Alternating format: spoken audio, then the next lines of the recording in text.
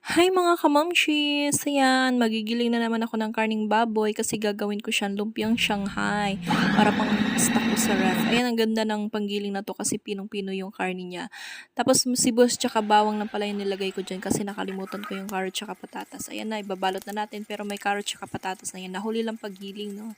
Ayan, yung pandikot ko pala dyan, harina tsaka tubig lang para mas madikit siya. Lagay na natin sa container. Nilagyan ko pala ng plastic na labo para hindi siya dumikit dun sa kabila. Ayan na, para ilagay na natin sa freezer. Tapos na. Tapos namin lumpiang Shanghai. Nag-stock na naman ako ng lumpiang Shanghai. Ayan na, 3 layer yan. So ito, 2 layer. Hindi siya kasya sa isang lalagyan.